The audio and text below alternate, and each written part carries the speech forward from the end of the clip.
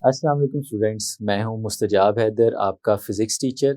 हम लोग पढ़ रहे हैं चैप्टर नंबर 8 जिसका नाम है वेव्स, और इसके एक बहुत ही कोर कॉन्सेप्ट को हमने अपने प्रीवियस फ्यू लेक्चर्स में डिस्कस किया, जो कि है स्टेशनरी वेव्स।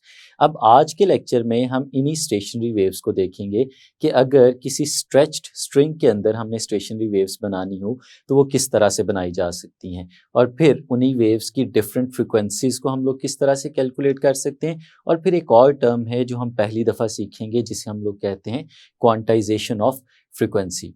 तो स्टूडेंट्स चलें अपने लाइट बोर्ड की तरफ चलते हैं और आज के लेक्चर का आगाज़ करते हैं। स्टूडेंट्स, हम लोग पढ़ने जा रहे हैं stationery waves in stretched strings. बहुत इंटरेस्टिंग आर्टिकल है, हमारे इस चैप्टर के लॉन्ग क्वेश्चंस में से एक इम्पोर्टेंट लॉन्ग क्वेश्चन है। तो हम लोग इसे पढ़ना शुरू करते हैं कि एक स्टेशनरी वेव किस तरह से बनेगी अगर हमारे पास कोई एक स्ट्रेच्ड स्ट्रिंग हो तो उसके अंदर। तो स्टूडेंट्स, हमें स्टेशनरी वेव को भी रिव्यू कर लेना चाहिए कि स्टेशनरी वेव बेसिकली होती क्या है। तो स्टूडेंट्स, हम लोगों ने देखा था कि when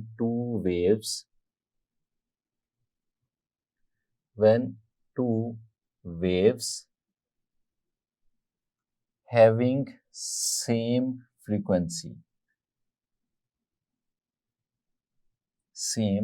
frequency traveling in opposite direction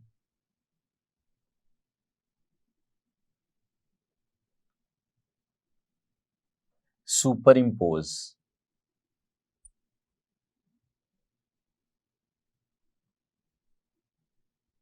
then they give rise to stationary waves.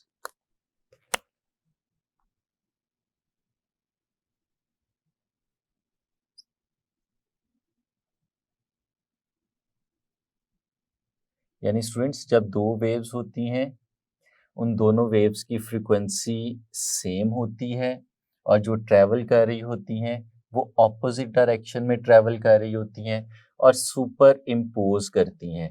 तो इस सारी चीज़ों के रिज़ल्ट के तौर पे स्टेशनरी वेव्स हमारे पास बनती हैं, और वो स्टेशनरी वेव्स हम डिफरेंट जगहों पे प्रोड्यूस करवा सकते हैं। उन्हीं में से एक चीज़ है कि अगर हमारे पास एक स्ट्रेच्ड स्ट्रिंग हो तो हम उसमें किस तरह से स्टेशनरी वेव्स बना सकते हैं, वो हम लोग यहाँ पे देखने जा रहे हैं। लेट्स सपोज स्टूडेंट्स, यहाँ पे आपको एक सेटअप नज़र आ रहा है जिसके अंदर ये सेंटर में आपको एक स्ट्रिंग नज़र आ रही है। इस स्ट्रिंग को हम लोगों ने दो सपोर्ट्स के साथ यहाँ पे, जैसे कि आपको नज़र आ रहा है, अटैच किया हुआ है। अब अगर हम इस तरह का एक काम करें कि ये जो आपको स्ट्रिंग सेंटर में नज़र आ रही है, इसको आप प्लग करें अपवर्ड डायरेक्शन में, यानी इसे खींचते हैं, ऊपर की तरफ लेके जाते हैं और उसके बाद रिलीज कर देते हैं। अब किस तरह का एक सेटअप बनेगा अगर आप देखें, तो जब हम इसे अपवर्ड डायरेक्शन में खींचेंगे तो ये हमें कुछ इस तरह की शेप में नज़र आएगी। तो स्टूडेंट्स, जब हम इसे ऊपर की तरफ खींच के रिलीज करेंगे तो क्या होगा, हमें पता है जिस जगह पे मीडियम में डिस्टर्बेंस प्रोड्यूस होती है तो उस डिस्टर्बेंस से हर डायरेक्शन में वेव ट्रैवल करना शुरू कर देती है। तो स्टूडेंट्स, इस केस में क्या होगा कि दो वेव्स बनेगी। एक वेव जहाँ से हमने इसे प्लग किया था उससे एक डायरेक्शन में ट्रैवल करना शुरू कर देगी, और एक वेव वहाँ से दूसरी डायरेक्शन में ट्रैवल करना शुरू कर देगी। तो स्टूडेंट्स, हमने जब सेंटर से पकड़ के इसे प्लग किया है तो बेसिकली हम लोगों ने दो वेव्स के प्रोड्यूस करने का सामान कर दिया यहाँ से। जब इसे रिलीज करेंगे तो उस रिलीज करने से स्ट्रिंग डाउनवर्ड्स डायरेक्शन में जाएगी, लेकिन किस तरह से, ये देखिएगा स्टूडेंट्स कि ये वेव ट्रैवल करते करते करते करते इस एंड पे आएगी, और यहाँ पे ये हिंज्ड स्पोर्ट है। और हम लोग जानते हैं कि जब वेव ट्रैवल करती है और एक रेयर मीडियम से जाते जाते डेंसर मीडियम से टकराती है, तो टकराने के बाद वो रिफ्लेक्ट बैक हो जाती है। तो ये वेव स्टूडेंट्स रिफ्लेक्ट बैक होगी और वापस जाएगी दूसरी तरफ, और इस रिफ्लेक्शन में हम लोगों ने सीखा था कि 180 डिग्रीज का फेज शिफ्ट भी आ जाता है। यानी यह वेव जब वापस जाने लगेगी तो फिर अगर इसका क्रस्ट जैसे यहाँ पे आते हुए हमें नज़र आ रहा है तो इस तरह नहीं होगा, बल्कि जब ये वापस जाएगी तो ये ट्रफ की फॉर्म में, इस फॉर्म में वापस जाएगी। और इसी तरह से जो वेव का इस तरफ आने वाला हिस्सा था वो भी जब इस हिंज्ड स्पोर्ट से टकराएगा तो टकराने के बाद वो भी 180 डिग्रीज के फेज शिफ्ट के साथ वापस जाएगा। यानी जो वेव हमें वापस जाते हुए नज़र आ रही होगी वो वेव कुछ इस शक्ल में आ रही होगी। तो स्टूडेंट्स ये दो वेव्स आपको नजर आ रही हैं, एक तो हम लोगों ने दिखा दी सॉलिड लाइन की फॉर्म में और एक हमने दिखा दी डॉटेड लाइंस की फॉर्म में। ये दो वेव्स हैं। अब स्टूडेंट्स जब ये वेव वापस की डायरेक्शन में जाएंगी, दोनों मिलेंगी, तो हम देख सकते हैं कि ये दो वेव्स हैं जो ऑपोजिट डायरेक्शन में ट्रेवल कर रही हैं। तो हमने देखा है कि जब दो वेव्स ऑपोजिट डायरेक्शन में ट्रेवल करें, फ्रिक्वेंसी उनकी सेम हो, तो उससे क्या होता है कि स्टेशनरी वेव्स बनना शुरू कर देती हैं। तो यहाँ पे भी स्टूडेंट्स स्टेशनरी वेव्स बनेंगी और हमें पता है कि स्टेशनरी वेव्स के साथ एसोसिएटेड दो पॉइंट्स होते हैं। एक पॉइंट को तो हम लोग नोड्स का नाम देते हैं और एक को हम एंटी नोड्स का नाम देते हैं। नोड्स वो होते हैं जो परमानेंटली जीरो डिस्प्लेसमेंट शो कर रहे होते हैं और एंटी नोड्स वो होते हैं जो ऑसिलेट कर रहे होते हैं। तो स्टूडेंट्स यहाँ पे अगर हम देखें जिस पॉइंट पे हम लोगों ने इस स्ट्रिंग को अटैच किया हुआ है, वो पॉइंट्स बेसिकली हमारे पास नोड्स हैं। यानी इसके अंदर हमें दो नोड्स नजर आ रहे हैं और एक एंटी नोड नजर आ रहा है। तो स्टूडेंट्स होगा क्या यहाँ पे, ये स्ट्रिंग हमें अपेरेंटली अप एंड डाउन, ऊपर और नीचे ऑसिलेट करते हुए नजर आ रही होगी, लेकिन असल में क्या हो रहा है, ये एक स्टेशनरी वेव बनी हुई है जो कि दो ऑपोजिट डायरेक्शन में ट्रैवल करने वाले वेव्स के कम्बिनेशन की वजह से बन रही है। जैसे हमने देखा कि स्टार्टिंग पे ही हमारे पास दो वेव्स बनी थी, जो दोनों वेव्स दो ऑपोजिट डायरेक्शन में गई थी और रिफ्लेक्ट करने के बाद वो वापस आई थी और वो एक दूसरे के साथ ओवरलैप कर गई थी एक ही मीडियम में, तो ये स्टेशनरी वेव बन गई थी हमारे पास। तो स्टूडेंट्स ये ऑसिलेशन है बेसिकली, जिसमें आपको एक लूप बनती हुई नजर आ रही है, लेकिन ये जो ऑसिलेशन है इसके पीछे बनने वाली स्टेशनरी वेव है। तो स्टूडेंट्स फिर वो जो स्टेशनरी वेव बनती है, अगर हम बात करें कि उस स्टेशनरी वेव की स्पीड क्या होगी, तो स्टूडेंट्स हम लोग उसकी स्पीड को कैलकुलेट कर सकते हैं एक फॉर्मूले के साथ, जो मैं यहाँ पे आपके सामने लिख रहा हूँ। v is equal to square root of f divided by m। Students ये हमारे पास वेव की स्पीड को कैलकुलेट करने का फॉर्मूला है कि अगर इस तरह से एक स्ट्रेच्ड स्ट्रिंग के दरमियान वेव बन रही हो तो उसकी स्पीड क्या होगी। यहाँ पे इस फॉर्मूले में दो चीज़ें हैं जिनको हमें देखना चाहिए और एक कन्फ्यूजन भी है, उसे भी यहाँ पे क्लियर करना चाहिए। सबसे पहले ये जो f यहाँ पे लिखा हुआ नजर आ रहा है स्टूडेंट्स, हमें पता होना चाहिए ये f क्या है। ये f होता है टेंशन। टेंशन कहाँ पे मौजूद, टेंशन ये जो स्ट्रिंग है इसके अंदर मौजूद टेंशन को हम लोग F से रिप्रेजेंट करते हैं। फ्रेंड्स ये जो मैस M लिखा हुआ है यहाँ पे, ये मैस को रिप्रेजेंट नहीं कर रहा। हमारी पूरी बुक में जहाँ पे भी M लिखा होता है वो मैस को रिप्रेजेंट करता है, लेकिन यहाँ पे जो M लिखा हुआ है ये मैस नहीं है, बल्कि ये रिप्रेजेंट कर रहा है मैस पर यूनिट लेंथ को। स्टूडेंट्स अगर हम इसका यूनिट देखें तो ये जो मैस है, ये जो स्मॉल m की फॉर्म में हमारे पास लिखा हुआ है, ये मैस बेसिकली इसका जो यूनिट होता है वो होता है किलोग्राम पर मीटर, क्योंकि स्टूडेंट्स ये रिप्रेजेंट करता है मैस पर यूनिट लेंथ को। तो स्टूडेंट्स ये हमारे पास ये जो स्ट्रिंग इस जगह पे मौजूद है ये उसका मैस पर यूनिट लेंथ है जिसको ये रिप्रेजेंट कर रहा है। हम यहाँ पे क्योंकि यूनिट लेंथ की बात कर रहे हैं उसकी वैल्यू 1 हो जाती है, इसलिए हम उसको यहाँ पे लिखते नहीं हैं, प्लेस नहीं करते, अदरवाइज ये फॉर्मूला जो है वो m/l की फॉर्म में हमें यहाँ पे मिलेगा। तो स्टूडेंट्स अगर इसको देखें तो हमारे पास जो स्पीड है उसको दो चीज़ें कंट्रोल कर रही हैं। एक जो है वो है टेंशन इन द स्ट्रिंग और जो दूसरी है वो है मैस पर यूनिट लेंथ।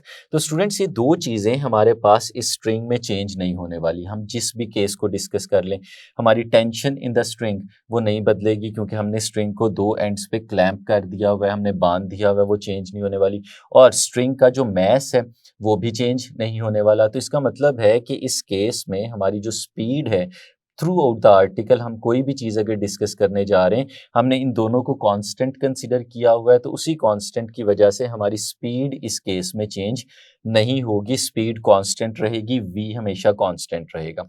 तो स्टूडेंट्स अब दो वेव्स हमारे पास बनी, दो एंड से टकराई, टकराने के बाद वापस आई और फिर उन्होंने ओवरलैपिंग की और हमारे पास स्टेशनरी वेव्स बन गई। अब जो स्टेशनरी वेव्स यहाँ पे आ रही हैं, इन वेव्स की फ्रीक्वेंसी क्या होगी हमने ये कैलकुलेट करना है, क्योंकि फ्रीक्वेंसी बहुत ज़्यादा इंपॉर्टेंस रखती है जब हम इस चीज़ को स्टडी करने जाते हैं कि साउंड किस तरह से जनरेट हो रहा है, हमारी स्ट्रिंग की डिफरेंट जगह से प्लग करने की वजह से जो साउंड जनरेट करते हैं, जो फ्रिक्वेंसी जनरेट करते हैं, वो हम कैसे चेंज कर रहे होते हैं। तो स्टूडेंट्स देखें, लेट्स सपोज हमारे पास ये जो लेंथ थी हमारे पास स्ट्रिंग की यहाँ से लेके यहाँ तक, स्टूडेंट्स इस लेंथ को हम लोग रिप्रेजेंट करते हैं स्मॉल एल के साथ। अब स्टूडेंट्स यहाँ पे अगर हम देखें तो एक वेव का कितना हिस्सा हमें यहाँ पे नज़र आ रहा है वो हम देख सकते हैं। हमें पता है कि हमने पिछले आर्टिकल्स में ये बात सीखी थी कि अगर आपके पास दो कंसेक्यूटिव नोड्स हों या दो कंसेक्यूटिव एंटी नोड्स हों तो उनके दरमियान जो डिस्टेंस होता है वो वेव का हाफ होता है, यानी वेव लेंथ के हाफ के बराबर होता है। अब इसी चीज़ को अगर देखते हैं तो इस केस में हमारे पास एक एंड पे एक नोड नज़र आ रहा है और दूसरे एंड पे दूसरा नोड नज़र आ रहा है। तो स्टूडेंट्स अगर हम फिर इसको देखते हैं यहाँ पे तो हम लोग कह सकते हैं कि ये जो दोनों एंड्स हैं इनके दरमियान in terms of wave length जो डिस्टेंस है वो लैम्डा बाय 2 के बराबर है, क्योंकि दो कंसेक्यूटिव नोड्स के दरमियान जो फासला होता है वो लैम्डा बाय 2 के बराबर होता है।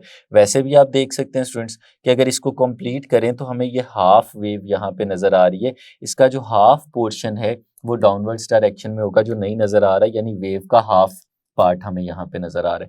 तो स्टूडेंट्स इस केस में ये लैम्डा बाय 2 के बराबर आ रहा है। तो स्टूडेंट्स हम फिर कह सकते हैं कि हमारी जो लेंथ है यहाँ पे ये लेंथ लैम्डा बाय 2 के बराबर है। और स्टूडेंट्स यहाँ पे हम लोग लैम्डा के साथ सबस्क्रिप्ट के अंदर 1 लगा देते हैं। ये 1 किस चीज़ को रिप्रेजेंट करता है स्टूडेंट्स? ये 1 रिप्रेजेंट कर रहा है कि ये हमारे पास फर्स्ट मोड है, यानी सिर्फ एक लूप हमारे पास स्टेशनरी वेव में यहाँ पे बनती हुई नजर आ रही है, ये उसको रिप्रेजेंट कर रहा है।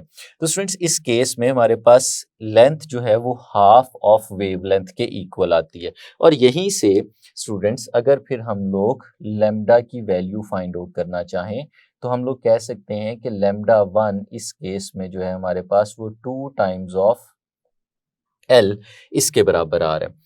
तो ये था स्टूडेंट्स हमारे पास एक केस जिसमें हम लोगों ने बिल्कुल सिंपल एक सेंटर से पकड़ के स्ट्रिंग को प्लग किया और स्ट्रिंग में दो जो वेव्स बनी थी उनके रिजल्टेंट के तौर पे स्टेशनरी वेव्स बनी और ये लैम्डा की वैल्यू हमारे पास आ गई। अगर इसको यूज़ करते हुए यहाँ पे स्टूडेंट्स हम लोग फ्रीक्वेंसी कैलकुलेट करना चाहें तो स्टूडेंट्स बेसिक फार्मूला हम लोगों ने फ्रीक्वेंसी का पढ़ा हुआ है, हम लोगों ने सीखा हुआ है। हम जानते हैं कि फ्रीक्वेंसी वेवलेंथ और स्पीड के दरमियान एक रिलेशन होता है जिसे हम इस तरह से लिखते होते हैं v is equal to F times of lambda. ये स्टूडेंट्स हमारे पास एक बेसिक रिलेशन है स्पीड, फ्रीक्वेंसी और वेवलेंथ के दरमियान। और इसी रिलेशन को अगर यूज करते हुए हम फ्रीक्वेंसी कैलकुलेट करना चाहें तो यहाँ से वो किस तरह से कैलकुलेट कर सकते हैं? जो फ्रीक्वेंसी है जिसे हम लोग रिप्रेजेंट करते हैं यहाँ पे f1 के साथ, उसी तरह से उसी रेफरेंस से जिस तरह से हमने इसे लैम्डा 1 कहा था उसी रेफरेंस से इस फ्रीक्वेंसी को भी हम f1 का नाम दे रहे हैं। तो स्टूडेंट्स ये बराबर आएगा v डिवाइडेड बाय लैम्डा 1। तो स्टूडेंट्स देखें यहाँ पे मैंने लैम्डा 1 लिखा है लेकिन v के साथ 1 नहीं लिखा। v स्पीड है और हमने शुरू में ही इस चीज़ को एक्सप्लेन किया था कि स्पीड जो है जिन दो फैक्टर्स पे डिपेंड कर रही है, टेंशन इन द स्ट्रिंग और मैस पर यूनिट लेंथ, ये दोनों चीज़ें चेंज नहीं हो रही, इसलिए स्पीड में कोई चेंज नहीं आएगा। इसलिए हमने यहाँ पे v1 नहीं लिखा बल्कि v ही लिखा रहने दिया है। तो फिर स्टूडेंट्स f1 किसके इक्वल आया? v divided by lambda 1। तो स्टूडेंट्स अगर इस इक्वेशन में हम फ्रीक्वेंसी फाइंड आउट करना चाहें तो हमें पता है कि दो चीज़ें हैं जिनकी वैल्यूज़ यहाँ पे सब्सटीट्यूट करके हम फ्रीक्वेंसी फाइंड आउट कर सकते हैं और वो दो चीज़ें हमें पता है। एक चीज़ जो है स्टूडेंट्स वो है हमारे पास v, जिसकी वैल्यू हमने पहले लिखी है, मैं सब्सटीट्यूट कर देता हूँ, ये हमारे पास आ जाएगी f डिवाइडेड बाय m और लैम्डा 1 इसकी वैल्यू है स्टूडेंट्स हमारे पास 2 टाइम्स ऑफ l।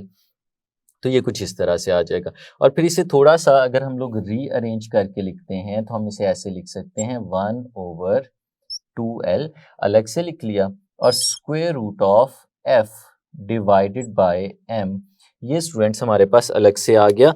तो ये हमारे पास फ्रीक्वेंसी का फॉर्मूला आ गया जो हम लोगों ने इस स्ट्रिंग के अंदर स्टेशनरी वेव बनाई है, ये उस स्टेशनरी वेव की फ्रीक्वेंसी है। और स्टूडेंट्स इसे हम लोग नाम देते हैं, ये हमारे पास फर्स्ट मोड की फ्रीक्वेंसी है। ये पहला मोड है जिसमें सिर्फ एक लूप बन रही है। हम यहाँ पे इसे मेंशन भी कर देते हैं, ये हमारे पास है फर्स्ट मोड। तो स्टूडेंट्स ये फर्स्ट मोड की फ्रीक्वेंसी हम लोगों ने यहाँ पे इस तरह से कैलकुलेट करके देख ली। अब स्टूडेंट्स वही स्ट्रिंग हमारे पास अभी भी मौजूद है। अगर उसी स्ट्रिंग को यूज़ करते हुए हम उसको डिफरेंट जगह से प्लग करें और फिर से वेव बनाने की कोशिश करें, तो फिर हमारे पास एक डिफरेंट अंदाज की वेव यहाँ पे बन सकती है। किस तरह से?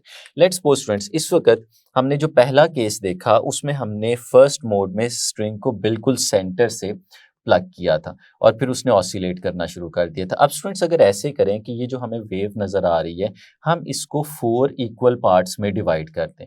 किस तरह से कर सकते हैं कि एक तो बिल्कुल इसके सेंटर वाला हिस्सा आ जाएगा, ये हमारे पास सेंटर वाला पार्ट आ जाएगा, और फिर सेंटर वाले पार्ट को भी 2 हिस्सों के अंदर अगर हम लोग डिवाइड कर दें, यानी यहाँ पे और यहाँ पे, तो स्टूडेंट्स ये हमारी जो स्ट्रिंग थी इस वक्त 4 हिस्सों में डिवाइड हो गई। ये इमेजिनरी पार्ट्स हैं, हमारे रियल पार्ट्स नहीं, सिर्फ आपको दिखाने के लिए यहाँ पे मार्क किए गए। अब अगर आप इसको यहाँ से प्लग करें, ये जो आपको फर्स्ट पार्ट नज़र आ रहा है, यहाँ से इसको प्लग करते हैं, ऊपर की तरफ खींचते हैं और उसके बाद रिलीज कर देते हैं, तो उसके रिलीज करने से अब फिर से 2 वेव्स बनेंगी जैसे यहाँ पे बनी थी। लेकिन अब अगर आप देखें, एक एंड जो है वहाँ पे फासला ज़्यादा है और एक एंड पे फासला कम है हिंज्ड सपोर्ट के साथ। तो स्टूडेंट्स जो वेव हमारे पास बनेगी वो वेव कुछ इस शक्ल में बनती हुई हमें नज़र आएगी, जैसे कि यहाँ पे आपको बना के दिखा रहा हूँ स्टूडेंट्स, और वही काम दोबारा होगा। अब इस वेव का एक हिस्सा जब इस एंड से टकराएगा तो टकराने के बाद रिफ्लेक्ट बैक होगा, और इस एंड से जब टकराएगा यहाँ से टकराने के बाद भी रिफ्लेक्ट बैक होगा। अब इस रिफ्लेक्शन की वजह से 2 वेव्स बनेंगी जो इस पहले वाली वेव से ऑपोजिट डायरेक्शन में ट्रैवल करेंगी, और वो ट्रैवल करते करते इस तरह से मूव करेंगी। तो स्टूडेंट्स फिर से वही काम हो जाएगा कि 2 वेव्स हैं ऑपोजिट डायरेक्शन में, एक इस एंड से रिफ्लेक्ट बैक करके वापस आई, एक इस एंड से रिफ्लेक्ट बैक करके वापस आई, और दोनों जब एक जगह पे मिलेंगी, इनकी ओवरलैपिंग होगी, तो उस ओवरलैपिंग से एक दफ़ा फिर स्टेशनरी वेव बनेगी। तो स्टूडेंट्स इस केस में भी हमारे पास स्टेशनरी वेव बनेगी जैसे कि पहले केस में स्टेशनरी वेव बन रही थी। अब दोनों में फ़र्क क्या है, डिफरेंस क्या है? अगर हम डिफरेंस की बात करें तो पहले केस में हमें, आप देख सकते हैं कि सिर्फ एक लूप बनती हुई नजर आ रही थी, लेकिन इस केस में अगर हम लोग देखते हैं तो हमें 2 लूप्स बनती हुई नजर आ रही हैं। तो स्टूडेंट्स जैसे हमने उसे फर्स्ट मोड कहा था, इसे हम लोग नाम दे देते हैं, ये हमारा सेकंड मोड बनेगा। सेकंड मोड क्यों सेकंड मोड है स्टूडेंट्स? क्योंकि यहाँ पे हमारे पास 2 लूप्स बनती हुई हमें नज़र आ रही हैं। तो अब ये सारा काम हम लोग जो पहले फर्स्ट मोड के लिए कर चुके थे, वही सारा हम सेकंड मोड के लिए भी करके देखेंगे। तो स्टूडेंट्स लेंथ हमारी स्ट्रिंग की चेंज नहीं हुई, स्ट्रिंग अभी भी उतनी ही है, सिर्फ जिस जगह से हमने उसे प्लग किया था वो पोजीशन हम लोगों ने चेंज कर दी है। तो इस केस में अगर हम इस लेंथ की बात करते हैं तो लेंथ अभी भी वही है, एल, वो अभी भी चेंज नहीं हुआ। सिर्फ जो चीज़ चेंज हुई है वो है स्टूडेंट्स हमारे पास पोजीशन ऑफ प्लग। अब अगर स्टूडेंट्स यहाँ पे देखें, जो हमें नंबर ऑफ नोड्स और एंटी नोड्स नज़र आ रहे हैं उन्हें डिस्कस करें, तो हमें पता है कि वो पॉइंट्स जो कंटिन्यूसली 0 डिस्प्लेसमेंट शो कर रहे होंगे वो नोड्स होंगे, और जो पॉइंट्स ऑसिलेट कर रहे होंगे वो एंटी नोड्स होंगे। अब इसमें अगर हम लोग देखते हैं तो 3 पॉइंट्स हमें ऐसे नज़र आते हैं। 2 तो हमारे पास वो स्पोर्ट्स हैं जिन जगहों पे हमने अपनी स्ट्रिंग को जोड़ा हुआ है, और एक पॉइंट वो वाला है जो बिल्कुल मिडल पार्ट पे है हमारे स्ट्रिंग के। ये 3 पॉइंट्स ऐसे हैं जो नोड्स हैं, जिनकी डिस्प्लेसमेंट हमेशा 0 पोजीशन पे रहनी है, मेन पोजीशन पे रहनी है, वो चेंज नहीं होनी। और हमें पता है कि नोड्स 2 कंसेक्यूटिव अगर हमारे पास मौजूद हों तो उनके दरमियान जो फासला होता है वो वेवलेंथ के हाफ के बराबर होता है। तो स्टूडेंट्स इधर हम लोग देख सकते हैं, हम इस नोड से लेके इस नोड तक अगर इस डिस्टेंस की बात करें तो ये लैम्डा बाय 2 के बराबर होगा। इसी तरह स्टूडेंट्स अगर इस डिस्टेंस से लेके इस डिस्टेंस की बात करते हैं तो ये भी हमारे पास लैम्डा बाय 2 के बराबर आता है। तो स्टूडेंट्स ये 2 डिस्टेंसेस हैं लैम्डा बाय 2, लेकिन अगर आप इसका कंपैरिजन करते हैं पीछे वाली फिगर के साथ, तो वहाँ पे हमारी जो वेव बन रही थी वो रिलेटिवली लार्जर थी, जो वेवलेंथ थी वो भी बड़ी नज़र आ रही थी। लेकिन यहाँ पे जो वेव बनती नज़र आ रही है वो रिलेटिवली स्मॉलर है, छोटी वेव बनती हुई नज़र आ रही है। इसका मतलब है ये लैम्डा और पहले वाले केस में जो हमें लैम्डा नज़र आ रहा था, ये दोनों लैम्डाज आपस में इक्वल नहीं है।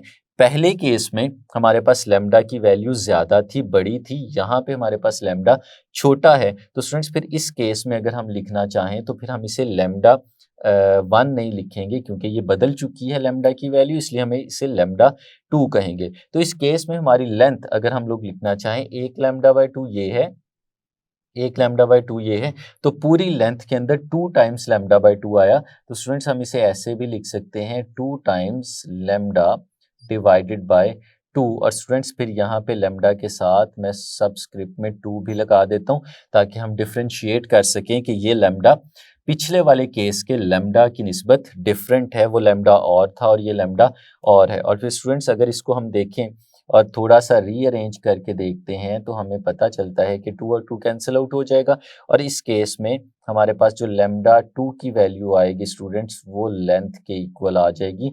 ये आपको नज़र भी आ रहा है स्टूडेंट्स यहाँ पे कि हमारी जो पूरी वेव है वो इस पार्ट में, इस स्ट्रिंग में इस वक्त मौजूद है, यानी पूरी स्ट्रिंग जो है वो एक वेवलेंथ को इस वक्त रिप्रेजेंट कर रही है, पूरी एक वेव यहाँ पे मौजूद है। इसलिए हमारे पास यहाँ पे जो लेंथ है स्टूडेंट्स वो बराबर आ गई है वेवलेंथ के। तो स्टूडेंट्स फिर जो सेकंड मोड है, अगर इस सेकंड मोड की ही फ्रीक्वेंसी हम लोग कैलकुलेट करना चाहें तो यहाँ पे ही हम इस फ्रीक्वेंसी को भी कैलकुलेट कर सकते हैं, क्योंकि फ्रीक्वेंसी का फॉर्मूला तो वही है जो हम लोग पहले लिख चुके हैं। अगर यहाँ पे फ्रीक्वेंसी को f2 के साथ रिप्रेजेंट करते हैं तो स्टूडेंट्स ये f2 हमारे पास बराबर आएगा v divided by lambda 2। Students v मैंने यहाँ पे चेंज नहीं किया। क्यों नहीं किया? क्योंकि हम लोग जानते हैं कि ये चेंज नहीं हो रहा, स्पीड नहीं बदल रही, सिर्फ फ्रीक्वेंसी और वेवलेंथ जो है ये आपस में चेंज होते जा रहे हैं। तो स्टूडेंट्स अगर वैल्यूज हम लोग यहाँ पे सब्सटीट्यूट करते हैं तो हमारे पास v की वैल्यू वही है जो हम लोगों ने पहले लगाई थी, वो यहाँ पे सब्सटीट्यूट कर देते हैं। स्टूडेंट्स ये बराबर आ जाएगी f डिवाइडेड बाय m, और जो स्टूडेंट्स नीचे लैम्डा लिखा हुआ है हमने देखा लैम्डा की वैल्यू जो है हमारे पास इस केस में वो L के बराबर है। तो ये कुछ इस तरह का रिलेशन बन गया। अब स्टूडेंट्स अगर हम इसको फर्दर आगे लिखें तो इसको ऐसे भी लिखा जा सकता है 1 डिवाइडेड बाय L, और फिर इधर हम लोग लिखेंगे square root of F divided by M। तो स्टूडेंट्स ये हमारे पास सेकंड मोड जो बना था, ये हमने उस सेकंड मोड की यहाँ पे फ्रीक्वेंसी कैलकुलेट कर ली कि सेकंड मोड में जो हमारे पास वेव बन रही होगी वो कुछ इस तरह की फ्रीक्वेंसी को बना के दिखा रही होगी हमें। अब स्टूडेंट्स अगर आगे चलें, हम इसको फर्स्ट मोड में देख चुके हैं, सेकंड मोड में देख चुके हैं, थर्ड मोड में भी देखते हैं। अब अगर हम सिर्फ थर्ड मोड को देखें तो उसमें हम किस तरह से वेव बना सकते हैं। जैसे हमने यहाँ पे देखा था कि बिल्कुल सेंटर से हमने उसे प्लग किया, इस केस में हमने देखा कि 1/4 पार्ट से हमने उसे प्लग किया। तो अगर स्टूडेंट्स और फर्दर हम पीछे चले जाएं और हिंज स्पोर्ट के बिल्कुल करीब से जाके हम उसे प्लग करें और फिर उसमें कुछ इस तरह से वेव जनरेट करें कि हमारे पास 3 लूप्स बनती हुई नजर आ रही हूँ, यानी हमारे पास जो वेव है स्टूडेंट्स वो कुछ इस तरह से बनती हुई नजर आ रही हो कि हमारे पास हमने उसको जिस पॉइंट से प्लग किया वहां से हमारे पास 3 लूप्स बन रही हैं।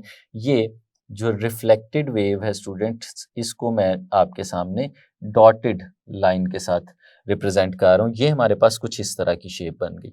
तो स्टूडेंट्स इस केस को अगर हम लोग देखें तो इसमें भी हमने स्ट्रिंग की लेंथ को तो बिल्कुल चेंज नहीं किया, हमारी स्ट्रिंग की लेंथ तो अभी भी वही है जिसे हम लोगों ने L का नाम दिया हुआ है, स्मॉल l का। अब स्टूडेंट्स अगर इस केस में हम लोग देखते हैं तो हमें कितने नोड्स और एंटी नोड्स नजर आ रहे हैं, तो हम देखें तो स्टूडेंट्स 1 2 3 और 4 ऐसे पॉइंट्स हमें नजर आ रहे हैं स्टूडेंट्स, जिन पॉइंट्स के ऊपर हमारी वेव ने परमानेंटली जीरो डिस्प्लेसमेंट को शो करना है। तो ये जो 4 पॉइंट्स हैं, ये 4 पॉइंट्स इसमें नोड हैं। और एंटी नोड्स कितने नजर आ रहे हैं हम लोग देख सकते हैं, हमें 1 2 और 3 डिफरेंट पोजीशंस पे एंटी नोड्स नजर आ रहे हैं जहां पे ऑसिलेशन होनी है, हमारे पॉइंट्स ने अप एंड डाउन मूव करते चले जाना है। तो स्टूडेंट्स ये हमारे पास 3 लूप्स वाली जो वेव है वो बन गई। तो स्टूडेंट्स इसे हम लोग क्या कह सकते हैं, जैसे हमारा फर्स्ट मोड था, सेकेंड मोड था, तो ये स्टूडेंट्स यहाँ पे हमारे पास मौजूद है थर्ड मोड।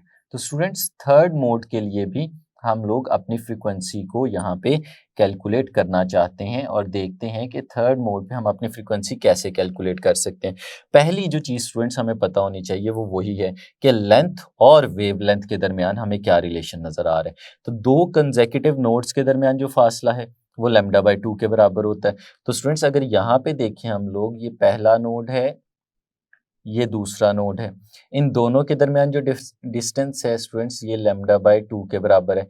इसी तरह स्टूडेंट्स यहाँ पे देखें तो ये दूसरा और ये तीसरा नोड है, इसके दरमियान जो डिस्टेंस है वो भी λ/2 के बराबर होना चाहिए। और फिर ये थर्ड और फोर्थ नोड है, इनके दरमियान जो डिस्टेंस है वो भी λ/2 के बराबर होना चाहिए। तो स्टूडेंट्स अगर हम लोग यहाँ पे देखें तो हमारी जो लेंथ है वो 3 टाइम्स ऑफ λ/2 से मिलके बन रही है। हमारे पास लेंथ अभी भी उतनी है जो वेव बन रही थी, जो हमारे पास वेव बन रही थी उस वेव का साइज अब पहले से हमें छोटा नजर आ रहा है। उसी लेंथ में जब पहले में सिर्फ एक लूप बन रही थी, दूसरे में 2 लूप्स बन रही थी, यहाँ पे हमें 3 लूप्स बनती नजर आ रही हैं। तो स्टूडेंट्स हम कह सकते हैं कि ये जो L है हमारे पास यहाँ पे इक्वल है 3 टाइम्स लैम्डा डिवाइडेड बाय 2, लेकिन इस लैम्डा को हम लोग सबस्क्रिप्ट में 3 के साथ रिप्रेजेंट करेंगे कि ये थर्ड मोड को रिप्रेजेंट कर रहा है। तो स्टूडेंट्स यहाँ से अगर हम λ3 की वैल्यू फाइंड आउट करना चाहें तो कैसे कर सकते हैं? हमें पता है कि नीचे देखें 2 डिवाइड हो रहा है, अगर इसको दूसरी तरफ ले जाएं तो ये लेंथ के साथ मल्टीप्लाई हो जाएगा। और अगर स्टूडेंट्स हम लोग 3 की बात करें तो 3 यहाँ पे मल्टीप्लाई हो रहा है, अगर इसे दूसरी तरफ ले जाएं तो ये डिवाइड हो जाएगा। तो λ3 की स्टूडेंट्स यहाँ पे जो हमारे पास वैल्यू आएगी वो 2 times of L divided by 3 कुछ इसके बराबर आ जाएगी। तो स्टूडेंट्स ये हमारे पास λ3 की वैल्यू इस पॉइंट पे मौजूद है। तो स्टूडेंट्स अगर फ्रीक्वेंसी निकालना चाहें हम इसके लिए भी, तो फ्रीक्वेंसी किस तरह से निकाल सकते हैं? फॉर्मूला हमारे पास अभी भी वही है, f3 लिख देंगे हम इसे इस दफ़ा, और ये किसके बराबर आएगा? ये बराबर आएगा v divided by λ3। Since v हमने चेंज नहीं किया, मैंने जैसे शुरू में बता दिया था, थ्रू आउट द पार्ट हमारे पास v नहीं चेंज होने वाला, क्योंकि v कांस्टेंट रह रहा है उन फैक्टर्स की वजह से जिस पे ये डिपेंड कर रहा है। तो स्टूडेंट्स यहाँ पे भी वैल्यू सब्सटीट्यूट करा देते हैं। v जो है हमारे पास वो इक्वल है square root of f divided by m, और डिनोमिनेटर में स्टूडेंट्स हम लोगों ने लिखनी है लैम्डा की वैल्यू जो यहाँ पे लिखी हुई है 2l डिवाइडेड बाय 3, ये हमारे पास लैम्डा की वैल्यू आ रही है। तो इसको अगर हम लोग थोड़ा सा रीअरेंज करके लिखें तो डिनोमिनेटर के अंदर 3 लिखा हुआ है जो कि डिनोमिनेटर का भी डिनोमिनेटर है। तो अगर हम इसको लिखेंगे, सॉल्व करेंगे तो ये तो 3 ऊपर आ जाएगा, तो हमारे पास कुछ ऐसे बनेगा 3 टाइम्स स्टूडेंट्स 2l, 3 ऊपर चला गया, 2l नीचे आ गया, और फिर square root of f divided by m। तो स्टूडेंट्स इस तरह का हमारे पास फॉर्मूला आ गया जब हम लोगों ने थर्ड मोड की फ्रीक्वेंसी को यहाँ पे कैलकुलेट किया।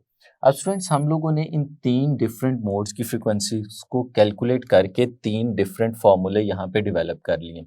इसकी वजह क्या है? इसकी वजह ये है कि हम रिलेशन देखना चाहते हैं कि क्या हमारे फार्मूले जो यहाँ पे बन रहे हैं, क्या उनके दरमियान आपस में भी कोई रिलेशन है या नहीं। जो फर्स्ट फ्रीक्वेंसी थी स्टूडेंट्स उसे हम लोग नाम दे देते हैं, लेट्स सपोज ये हमारी इक्वेशन नंबर 1 है। सेकेंड मोड की फ्रीक्वेंसी को हम लोग नाम दे देते हैं इक्वेशन नंबर 2 का, और ये जो थर्ड मोड की हम लोगों ने फ्रीक्वेंसी कैलकुलेट की है इसे स्टूडेंट्स हम लोग नाम दे देते हैं इक्वेशन नंबर 3। अब स्टूडेंट्स हम लोग इन तीनों फ्रीक्वेंसीज को अलग अलग देखेंगे। जैसे हमने देखा कि पहली फ्रीक्वेंसी के लिए हम लोगों ने f1 कैलकुलेट किया, सेकंड के लिए f2 और थर्ड के लिए f3 कैलकुलेट किया। हम इन्हें नाम दे देते हैं, लेट्स सपोज फर्स्ट फ्रीक्वेंसी जो है उसे इक्वेशन नंबर 1 कह देते हैं, सेकंड मोड की फ्रीक्वेंसी को हम लोग इक्वेशन नंबर 2 का नाम दे देते हैं, और थर्ड मोड की जो फ्रीक्वेंसी है इसे इक्वेशन नंबर 3 का नाम दे देते हैं। तो इनका अगर हम लोग कंपैरिजन करें तो उस कंपैरिजन से बड़े इंटरेस्टिंग रिजल्ट हमारे पास आने वाले हैं, उन रिजल्ट्स को हम लोग देखते हैं। तो स्टूडेंट्स हम इन्हें अलग से लिखते हैं। जो फर्स्ट फ्रीक्वेंसी है मैं यहाँ पे उसे लिखता हूँ जिसे हम लोगों ने f1 का नाम दिया है। स्टूडेंट्स ये इक्वल है 1 divided by 2l into square root of f divided by m। ये स्टूडेंट्स इसके इक्वल है। और अगर इक्वेशन नंबर 2 को हम लोग सामने रखें और उस इक्वेशन से फ्रीक्वेंसी को यहाँ पे लिखें तो हम लोग कुछ ऐसे लिख सकते हैं फ्रॉम इक्वेशन नंबर 2। और स्टूडेंट्स मैं इसको लिखूंगा और साथ ही साथ मैं इसको रीअरेंज भी करता जाऊंगा ताकि हमारे लिए कंपैरिजन आसान हो जाए। देखिएगा ये F2 जो हमारे पास यहाँ पे लिखा हुआ है ये F2 किसके बराबर है? स्टूडेंट्स इक्वेशन नंबर 2 में देखिए हमें नजर आ रहा है 1/L into square root of F divided by M ये लिखा हुआ है। और अगर हम लोग फर्स्ट फ्रीक्वेंसी को देख रहे हैं वहां पे 1/2L लिखा हुआ है। तो जो बेसिक डिफरेंस हमें नजर आ रहा है वहां पे 2L है और यहाँ पे सिर्फ L लिखा हुआ है। तो स्टूडेंट्स अगर मैंने इसको उसके इक्वल या उससे कंपेरेबल फॉर्म में लेके आना हो तो हमें यहाँ पे L के साथ 2 चाहिए। और वो 2 किस तरह से लेके आ सकते हैं? अगर हम इसे मल्टीप्लाई भी कर दें और डिवाइड भी कर दें 2 के साथ तो स्टूडेंट्स हमारे पास रिलेशन कुछ ऐसे बनेगा। देखिएगा 2 ये मैंने मल्टीप्लाई कर दिया और साथ में इसे डिवाइड भी कर दिया तो 1/2L square root of F divided by M।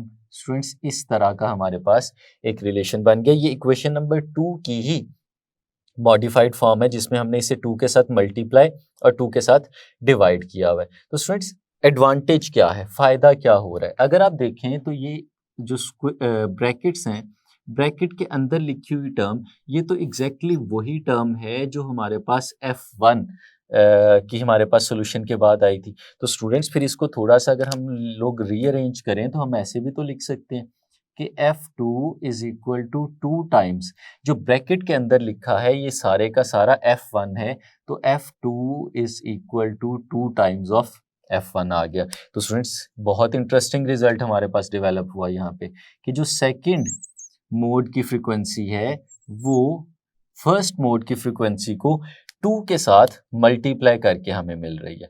तो स्टूडेंट्स इसी चीज को अगर हम लोग थर्ड में भी फाइंड आउट करने की कोशिश करें तो फ्रॉम इक्वेशन नंबर 3 अगर हम इसको देखें और जैसे हमने इक्वेशन नंबर 2 को यहाँ पे रीअरेंज भी किया था उसी तरह से हम इसे रीअरेंज भी करें और साथ में राइट डाउन भी करें तो हम लोग लिखते हैं F3। और स्टूडेंट्स देखिएगा इस फॉर्मूले में हमें लिखा नजर आ रहा है 3 divided by 2L into square root of F/M ये लिखा हुआ है। तो स्टूडेंट्स अगर हम इसमें से 3 को कॉमन लेके बाहर लिख लें और जो बाकी सारी टर्म है उसे ब्रैकेट के अंदर लिख लें तो स्टूडेंट्स फर्क तो कोई नहीं पड़ना चाहिए। 1 divided by 2L into square root of F/M ये हमारे पास कुछ इस तरह का रिलेशन बनता हुआ नजर आएगा। अब इस रिलेशन में जो ब्रैकेट के अंदर वाली टर्म है फिर से हम देखते हैं तो ये तो हमारे पास वही है जो इक्वेशन नंबर 1 में हमें लिखी हुई नजर आ रही थी। तो स्टूडेंट्स इसका मतलब है इसको इस तरह से लिखा जा सकता है कि F3 is equal to 3 times of F1। तो ये हमारे पास अगला रिलेशन यहाँ पे कुछ इस फॉर्म में बन गया। अब अगर इन रिलेशंस को हम लोग देखें तो मैं आपसे कहूँ कि अगर 4 लूप्स वाली या 4th मोड की अगर आप फ्रीक्वेंसी निकालें और उसको यहाँ से ये जो रिजल्ट्स हम लोगों ने बनाए हैं इन रिजल्ट से ही जज करने की कोशिश करें तो यकीनन आप लोग जज कर सकेंगे और बता सकेंगे कि वो क्या होगी। जो सेकंड मोड की फ्रीक्वेंसी थी वो 2 टाइम्स ऑफ F1 आ गई। जो थर्ड मोड की फ्रीक्वेंसी है वो हमारे पास 3 टाइम्स ऑफ F1 आ रही है। तो अगर इसी सीक्वेंस को हम लोग आगे की तरफ लेके चलें और मैं आपसे पूछूं कि फोर्थ मोड की फ्रीक्वेंसी क्या होगी तो यकीनन सब यही आंसर देंगे कि फोर्थ मोड की जो फ्रीक्वेंसी है वो 4 टाइम्स ऑफ F1 के बराबर आ जाएगी। इसी तरह से अगर हम फिफ्थ फ्रीक्वेंसी की बात करें तो वो 5 टाइम्स ऑफ F1 के बराबर आ जाएगी। और ये पैटर्न अगर हमारा चलता रहे और इसी सीक्वेंस को अगर हम लोग देखें तो हम लोग कह सकते हैं कि हमारे पास अगर कोई nth मोड की फ्रीक्वेंसी हो तो वो स्टूडेंट्स इक्वल होगी n टाइम्स ऑफ F1। कुछ इस तरह का हमारे पास एक रिजल्ट आ जाएगा जिसमें हमारी nth मोड की frequency n times of first mode की फ्रीक्वेंसी के बराबर आ गई। तो स्टूडेंट्स ये चीज़ जो हम लोगों ने अभी यहाँ पे देखी है ये जो हमने पूरे कंपैरिजन करके देखा कि F2 टाइम्स ऑफ F1 है, F3 3 टाइम्स ऑफ F1 है और सो ऑन चलता जाता है, इसको हम लोग कहते हैं क्वांटाइजेशन ऑफ फ्रीक्वेंसी, यानी हमारी जो फ्रीक्वेंसी है वो क्वांटाइज्ड है। क्वांटाइज्ड किस फॉर्म में है? इस फॉर्म में जो आपको यहाँ पे लिखी हुई नजर आ रही है, उसको हम यहाँ पे बोर्ड पे लिखते हैं कि F N is equal to N times of F1, और यहाँ पे जो n की वैल्यू है हमारे पास वो क्या हो सकती है? वेयर n इज 1, स्टूडेंट्स क्या हो सकता है? n की वैल्यू 1 हो सकती है, 2 हो सकती है, 3 हो सकती है, 4 हो सकती है, सो ऑन, इस तरह से चलता चला जाता है। तो ये हमारे पास जनरलाइजेशन हो गई कि हमारी फ्रीक्वेंसी हमें किस फॉर्म में मिलेगी। इसका फिजिकल मीनिंग मैं अभी आपके सामने एक्सप्लेन करता हूँ। इसे हम लोग कहते हैं क्वांटाइजेशन ऑफ फ्रीक्वेंसी।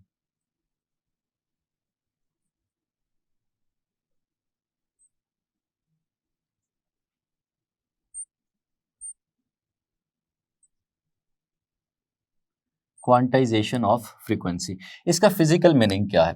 स्टूडेंट्स, इसका फिजिकल मीनिंग ये है कि हमारे पास जब हमने फंडामेंटल यानी पहली फ्रीक्वेंसी निकाली और उस पहली वाले फर्स्ट मोड की फ्रीक्वेंसी में हमने एक वैल्यू फाइंड आउट कर ली। फॉर एग्जांपल, लेट्स सपोज हमारे पास जो पहली फ्रीक्वेंसी आई थी वो फ्रीक्वेंसी जिससे हमारी स्ट्रिंग ऑसिलेट कर रही थी, लेट्स सपोज स्टूडेंट्स वो आ गई हमारे पास 10 हर्ट्ज के बराबर। अगर वो 10 हर्ट्ज के बराबर आ गई है तो उसके बाद अगर हम कहीं पे भी स्टेशनरी वेव्स बनवाना चाहें, यहाँ पे 2 लूप्स में, 3 लूप्स में, तो स्टूडेंट्स वो 15 हर्ट्ज की फ्रीक्वेंसी की नहीं बन सकती या 16 हर्ट्ज की फ्रीक्वेंसी से नहीं बन सकती। वो सिर्फ उस वक्त बनेगी जब हम इसको इंटीग्रल मल्टीपल की फॉर्म में लेंगे। यानी अगर इस फॉर्मूले में देखें तो पहली अगर f1 है तो दूसरी 2 टाइम्स ऑफ f1 है। f1 अगर 10 है तो 2 को 10 के साथ अगर हम मल्टीप्लाई करते हैं तो हमारे पास 20 आ जाता है, यानी जो सेकंड फ्रीक्वेंसी है वो 20 हर्ट्ज की बनेगी।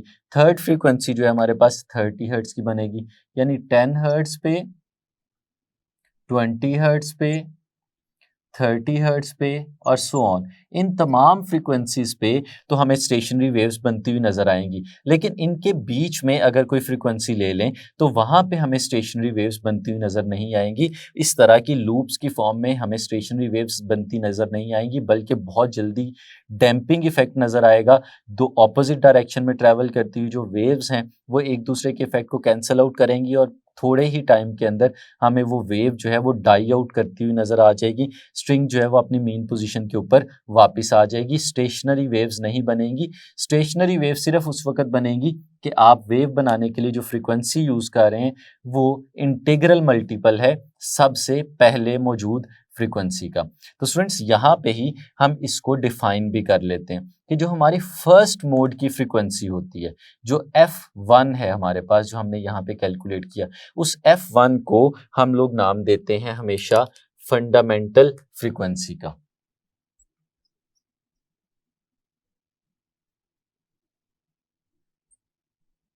फंडामेंटल फ्रीक्वेंसी, तो स्टूडेंट्स ये F1 जो है हमारे पास यहाँ पे, इसे हम फंडामेंटल फ्रीक्वेंसी का नाम देंगे, और जो बाकी सारी फ्रीक्वेंसीज हैं वो उस फंडामेंटल फ्रीक्वेंसी के हार्मोनिक्स कहलाती हैं।